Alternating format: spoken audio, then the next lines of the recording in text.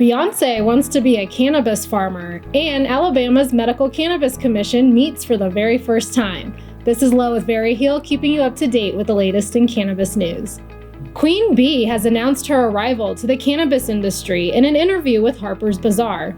After experiencing the amazing benefits of CBD, Beyonce Knowles has decided to join the ranks of the many celebrities that are joining the cannabis industry.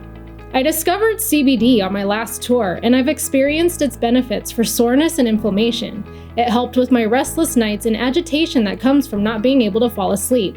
I found healing properties in honey that benefit me and my children, and now I'm building a hemp and honey farm, she told the magazine. Along with her husband, Jay-Z's cannabis company Monogram, their empire is positioned to become a major player in the cannabis sector. Next in news, the California Supreme Court overturned a 2019 lower court ruling that allowed incarcerated people to possess up to an ounce of cannabis. This sounds weird, I know. But apparently when California legalized recreational cannabis use through Proposition 64, the legal language specified that the possession of less than 1 ounce of cannabis in prison was not a felony. Most voters were likely unaware that they were voting for prisoners to have possession of cannabis in jail when they voted on Prop 64. But back in 2019, there was a case where 5 inmates were caught with cannabis in their cells and given additional higher sentences. This case was overturned, and it effectively made the possession of cannabis in prison no longer a felony as long as it wasn't being consumed. The ruling was immediately challenged by the state's Attorney General's office. However, due to delays because of COVID, the case just now went before the California Supreme Court. And the state Supreme Court finally clarified in their decision that the language in Prop 64 did not extend to inmates. And lastly, members of the Alabama Medical Cannabis Commission formally met for the first time last week.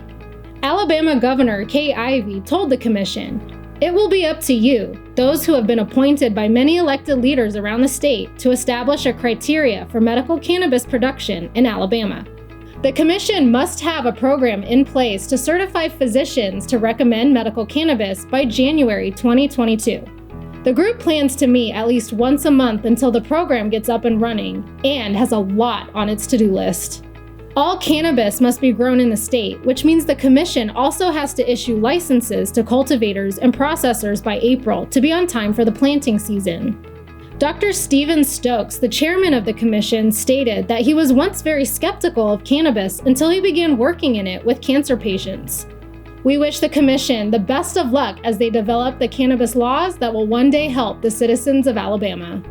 So go ahead and like this video and give us a follow at Veriheal for the latest in cannabis news. Thanks for watching.